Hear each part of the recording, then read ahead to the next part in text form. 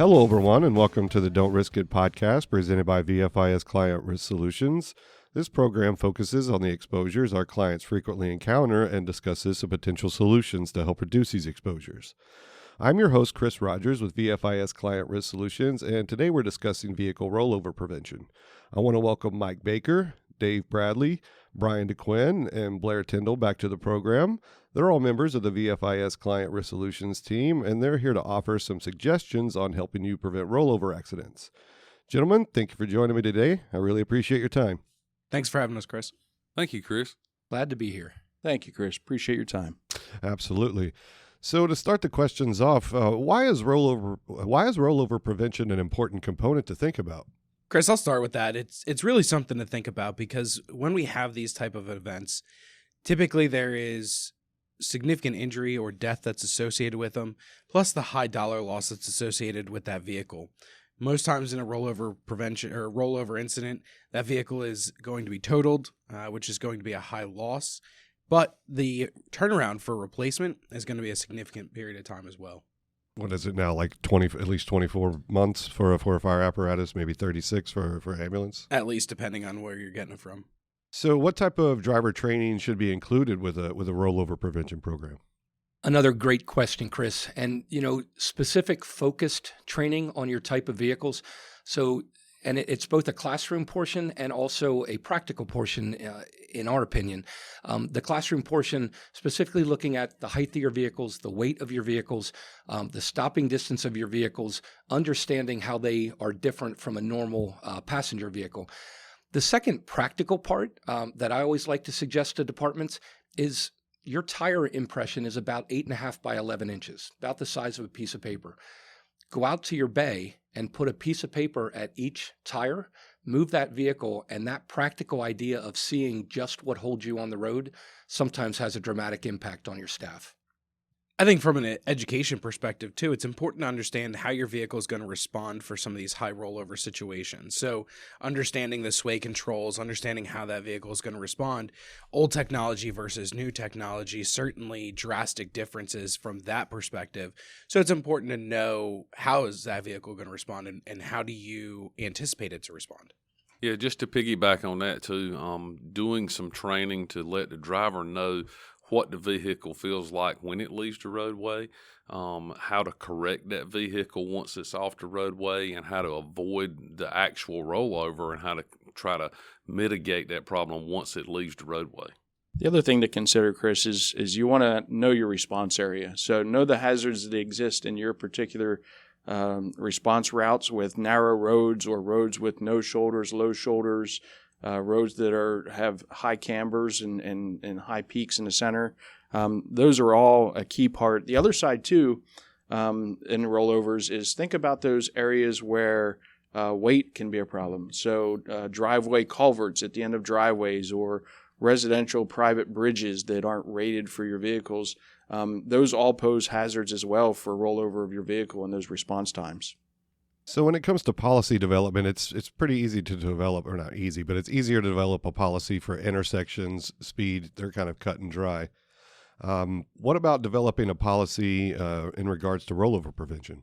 Chris, before we even get into the policy with regard specific to rollover prevention, the policy regarding your response speed is probably the most critical portion of your SOPs that play a part even before we get to rollover prevention. So the response speeds that you set for your members and your vehicles is a key instrumental part to rollover prevention before we even get there.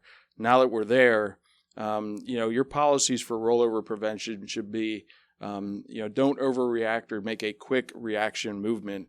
You should slow the vehicle gradually and not, jerk a wheel to bring it back up onto the road surface, because generally speaking, that's what starts the rollover process, and your policy should indicate how to handle those situations.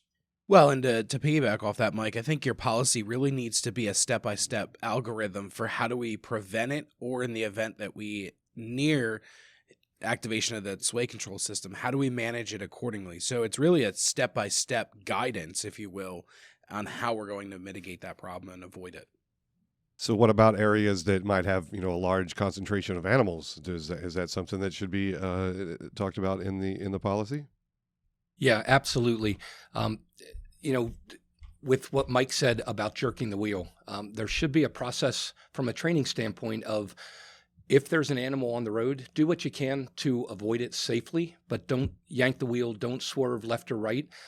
There needs to be a process for, if we have no other option, we're going to strike that animal, but much better than pulling the wheel hard left or right. Right. It'd be a hard mental hurdle for some to get over, but it is one that has to be addressed. Well, it protects you and your crew. Absolutely. Does rollover prevention only apply to larger vehicles? No, Chris.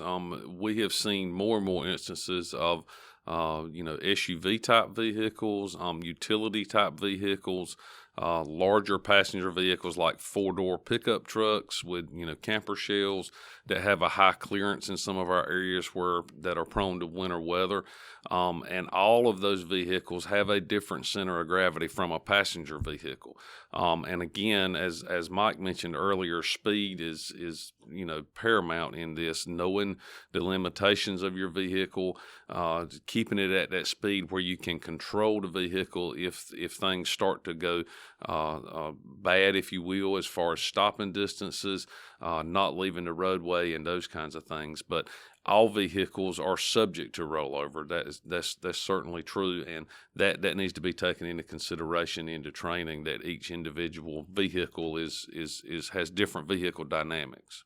And I'll add, Blair hit it. It's the center of gravity, really, which is the major contributing factor to some of these things, in addition to the speed. But the larger vehicles with the higher centers of gravity and the tanks that are up above the axles and up high in the vehicle, those are the ones that are subject to the rollovers most likely.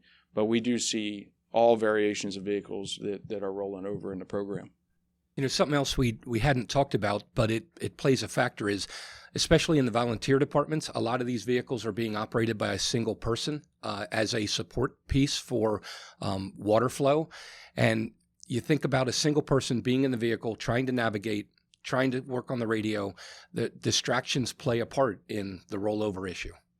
And just like we talked about as well, on our other podcast about developing EVRS guidelines, and on the driver's training side, all of these things need to be taken into consideration with, under the current conditions. It's weather related. One of my particular customers that I worked with had a rollover in a rain situation. Well, that particular incident looks different if the sun's shining. So, everything needs to be factored back into it, going back to the foundational portion of our driver's training program. So a lot of the responses that you all just gave kind of centered around fire trucks. I know that you did mention that all vehicles are exposed to rollovers. Can you speak to ambulances, how they're impacted by rollover? Sure, Chris. Same impacts. Ambulances have a higher center of gravity than personal vehicles. You look at the ambulances, whether it's a van, a box ambulance, or even some of the international chassis we're seeing, they all have a higher profile, high center of gravity, and they're just as much a potential for rollover as a fire apparatus or an SUV. What about a chief's vehicle? We'll go in the other direction. Those are typically trucks, SUVs type vehicles.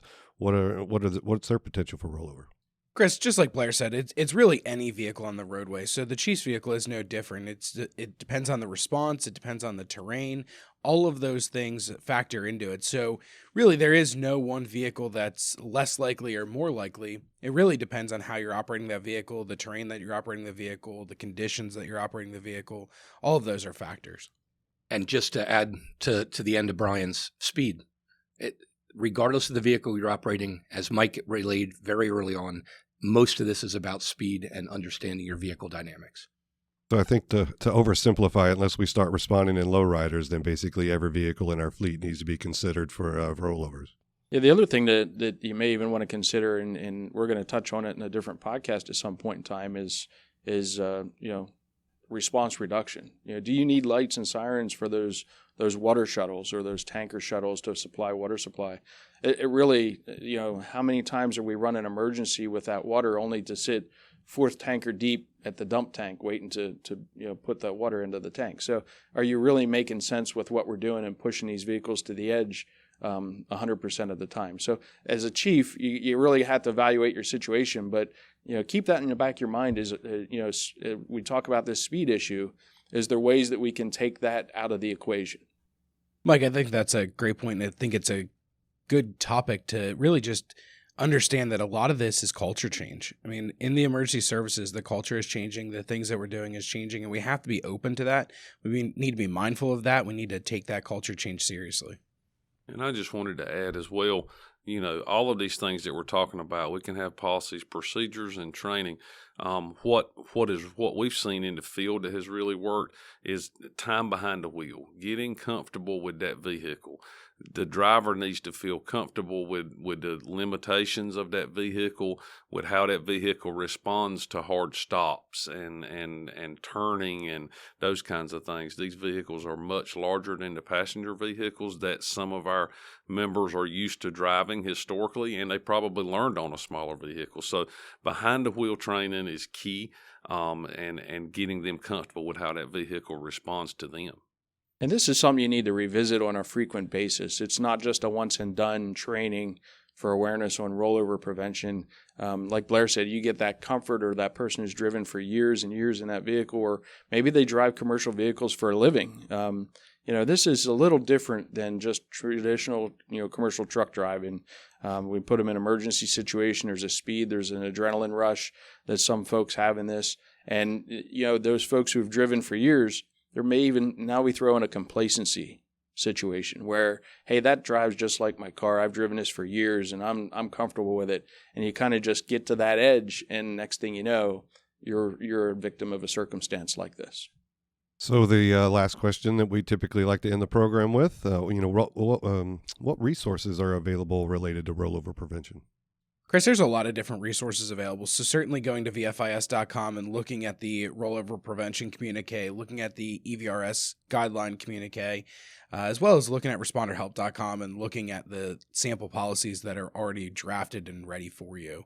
And there's some VFISU programs and our risk series thumb drive on rollover prevention specifically. So certainly a lot of resources that are readily available for this specific topic. And just to add to what Brian said, somewhere else you can go is the NIOSH firefighter fatality reports, and take a look at some of those and look at the circumstances that led to that rollover. They're very specific to weather, driving time, experience of the driver, things like that. So an excellent resource. And Dave, that's a great topic. Use those as a great resource and a great training situation. I mean, unfortunately, those reports are developed because someone has died. So let's not let their death go in vain, and let's actually learn from it and see how we can do things better and improve it. Brian, I think that's a good place to sum up the conversation and wrap up our conversation today. I really want to thank you all for joining me. It was a pleasure chatting with you all. Thank you, Chris. Thanks, Chris. Good to be here. Thank you, Chris. Thanks, Chris. Appreciate it. And I want to thank you for listening to the program today and for your interest in VFIS safety resources. I want to thank our guests Mike Baker, Blair Tyndall, Dave Bradley, and Brian DeQuinn once again for their time and information. Please consider subscribing to our program to stay up to date on new content releases. Also, if you like what you've heard, please consider leaving a review below. For more information about the many resources available from VFIS, please visit VFIS.com. And to submit ideas for future discussions, please reach out by emailing VFIS Risk Control at VFIS.com. Thanks, everyone, and have a great day.